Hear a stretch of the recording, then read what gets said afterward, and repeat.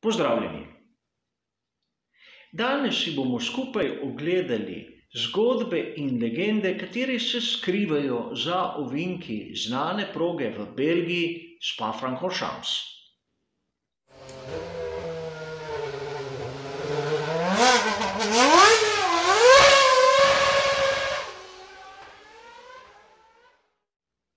Zgodba okrog te znane proge se v resnici začne malce komplicirati že na samem začetku pri imenu proge.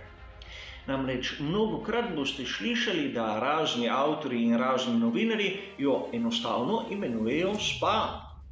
A res, Spa je mestece v bližini te proge, katero je postalo znano po zdraviliškem turizmu visokega nivoja. In mnogokrat boste slišali v angleščini, da se imenuje zdravilišče tudi Spa, seveda po tem mestu. A težava je, da vasica Francorchamps se nahaja bistveno bližje progi kot Spa. In če boste pogledali table, katere vodijo na progo in katere so lepo vidne na sami progi, piše Spa-Francorchamps. In kdo smo mi, da bomo to znamenito ime krajšali? Seveda skozi zgodovino Formule 1 in drugih kategorij motošporta se je ta proga spremenila ogromno. Na začetku je imela izjemno dolg krog, kateri se je skrajšal na dobrih 7 km, kar je še zmeraj ena izmed najdaljših razdalj, kar smo jo videli v Formuli 1, kar se tiče krogov. In ovinki, kateri se nahajajo na tej progi, so legendarni in ne samo znameniti. To se pozna že na prvem ovinku te proge, imenovanem La Source. In tu je treba povedati, da ta zanka, katera se začne praktično po koncu štartno-ciljne ravnine, je v bistvu past, še posebej v prvem krogu, ko je gneča. Vkolikor se tu kaj zgodi, bomo verjetno videli ali varnostni avtomobil ali rdečo zastavo. A treba je poudariti nekaj, ime La Source, izvir, seveda vezano na tisto tradicijo izvirov vode, po katerih je poznalo znano mestece Spa.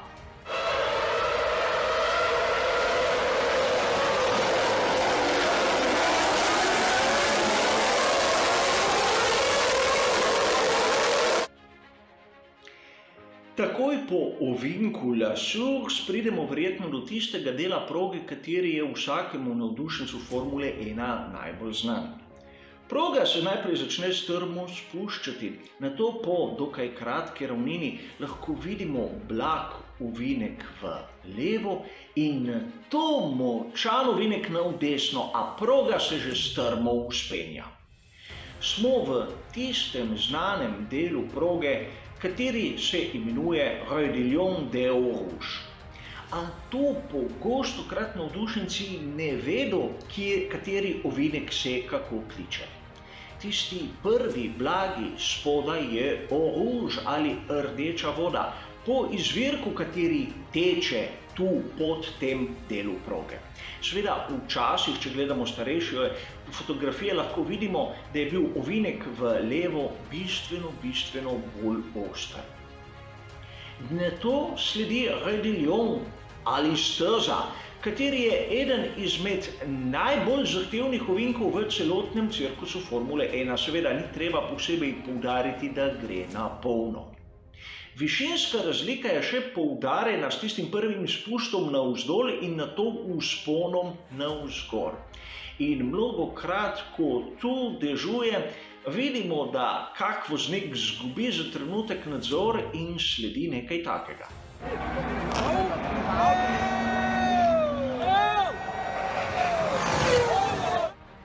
Rue de Lionu sledi drugi del proge, kateri je tudi znan večini navdušencev Formule 1. Govorimo o Camelu in tu je treba ločiti med tistim blagim, skoraj neopaznim ovinkom v desno ter tisto ravnino, ki sledi, a imenuje se enako. Seveda del proge, kjer zopet vozniki vozijo na polno, kjer je potreben pogum in občutek, da se kar se da hitro spelje. In tu bi vas rad spomnil na tisto prigodo, ko je Mika Hakkinen leta 2000 prehitel Michaela Schumacherja v zadnjih krogih dirke za veliko nagrado Belgije, ko je izkoristil prisotnost zonde.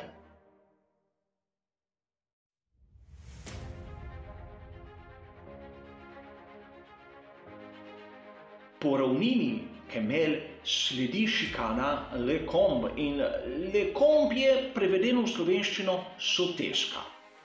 Nato je tisti ovinek Malmedy in njemu sledi Bruselj. Seveda Bruselj v slovenščini, kateri se pa včasih imenoval Rivaž po bližnjem zaselku. A tu je potrebno nekaj poudariti. Te ovinki na prvi pogled ne izgledajo tako zahtevni, a tista hitrost, s katerimi vozniki pridrvijo vanje, zahteva zopet izjemno pazljivost, da ne zletijo ven.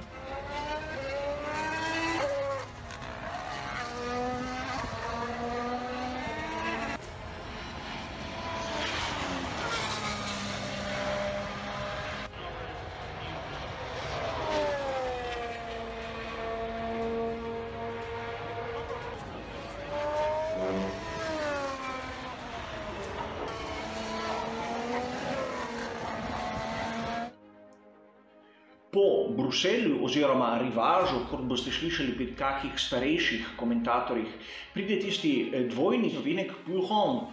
Ta nekako označuje kraj, kjer naj bi zopet bili izviri termalne vode in je povezan s tistim spajem, katerega sem omenil na začetku. Pulhonu sledi Fagnes, kar je ime pokrajine, kjer se nahaja Francorchamps, nato Campus in Stavelot. In na to se moramo ustaviti na eni izmed največjih legend motošporta, katero pa navadni navdušenci mislim, da ne poznamo dovolj. Del proge med ovinkoma Stavelot in Blanchimont se danes imenuje Paul Frère, po znanem belgijskem športnem novinarju in vozniku prototipov ter bolidov Formule 1. Po mnenju mnogih najboljši novinar med vozniki Formule 1. In med legende se je vpisal daljnega leta 1956 na veliki nagradi Belgije, prav tu v Spa-Francorchampu. Enzo Ferrari mu je ponudil prosti sedež v svoji skuderiji. Takrat so uporabljali znane Lancia T50. In nihče ni pričakoval od Ferrarija ne vem kakega rezultata, kajti v svoji karieri je imel do takrat 10 dirk za svetovno prvenstvo Formule 1, a brez kakih presežkov. No, na začudenje vseh je tisto dirko končal kot drugi za svojim takrat moštvenim kolegom Peterom Collinsom. In seveda to je bila njegova zadnja dirka za Formulo 1, dosegel je vse, kar je hotel, še se je udejavljal tako med prototipi, bil je ploden pisec in zasluženo se ta del proge imenuje po tej legendi. Po ovinku Blanchimont, kateri je ime dobil po bližnji vasici, pa pridemo na zadnji del proge Spa-Francorchamps, kateri je pa izjemno dolgočasno poimenovan. Namreč kličejo ga v tej izdaji kar šikan ali šikana.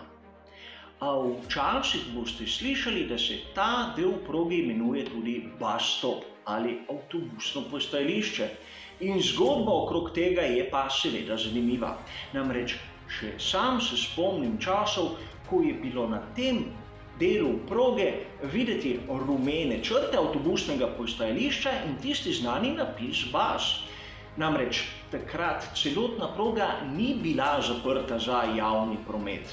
In ko ni bilo dirk, so tu ljudje lepo čakali na javni prevoz, da jih bo odpeljal pač do bližnjih vasi oziroma mest. In seveda po tej šikani pridemo na tisto štartno ciljno ravnino, kjer se je naš krog v zgodovini ter legendah Spa-Francorchampa v bistvu začel. Hvala za vašo pozornost in nasvidenje.